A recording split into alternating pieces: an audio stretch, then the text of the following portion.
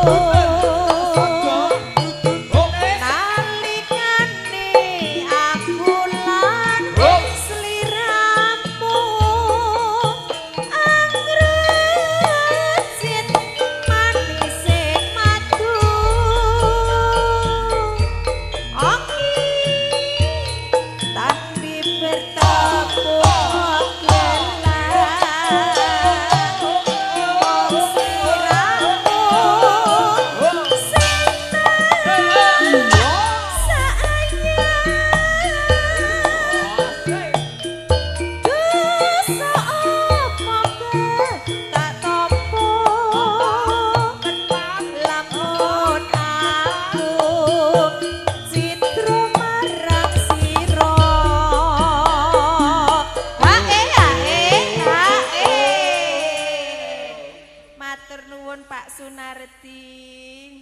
Dangu mboten pinanggih kok ya cek awet bagus. Ngopo ya ngono? Tenang.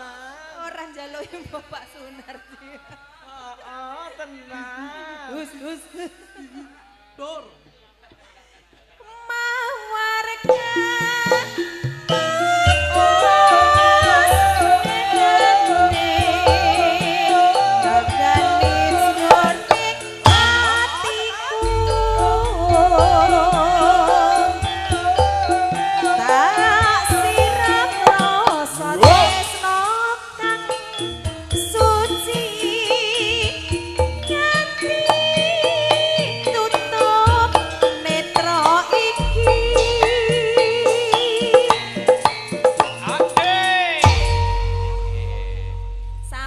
Lelagon mawar kemukus. Aku yo jur dadi kelingan. Nek mawar kemukus iki ngerti nek presiden-presiden iki domisiline nang kemukus iki wis ngerti aku. Iya. Lah iki kok terus pindah yo nyang kemukus lalah iki ya. Mbok-mbokane teng ngandhap niki. Oh niki. Nggih. Alhamdulillah. Mbok-mbokan nglangon. Manwon nggih. Iki kanggo Pak Demu Sempulur wis ditanjakke wis diaturke panyuwunipun.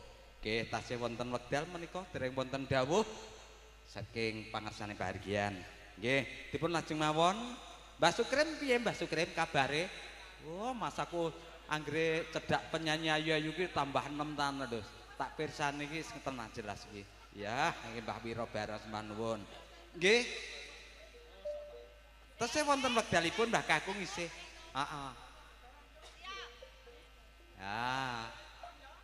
Wis iki wae.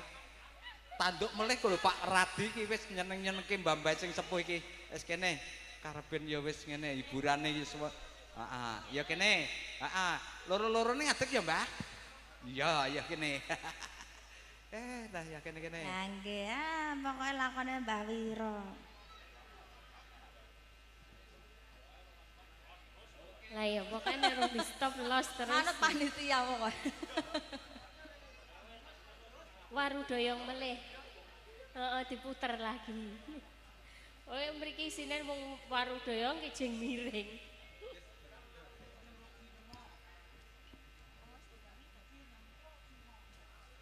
Anu diskete to sing beto to.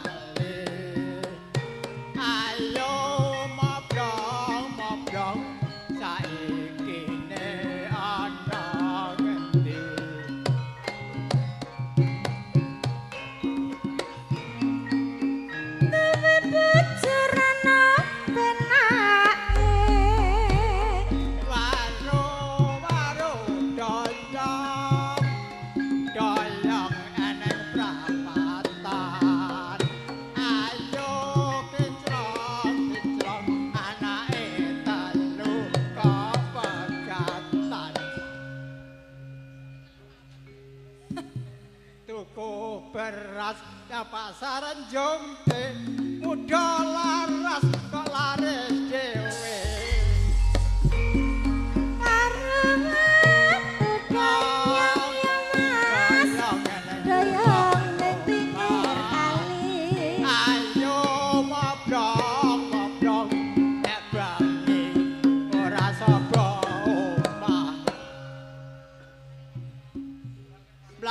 mlaku nyang lapangan sindene ayu-ayu kok ra kotakang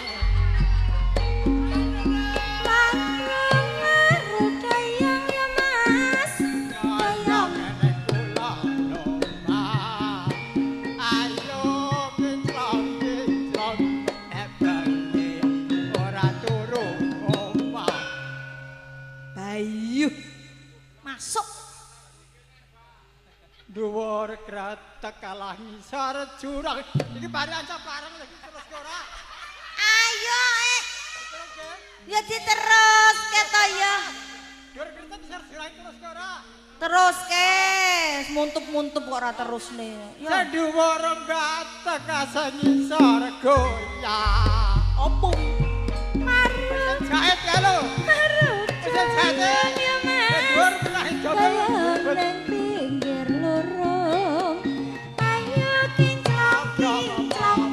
Aja senang gawe bingung. Sukatal sakodanan sore ati nengen nas mikir sindene ra duwe tar nyawer ya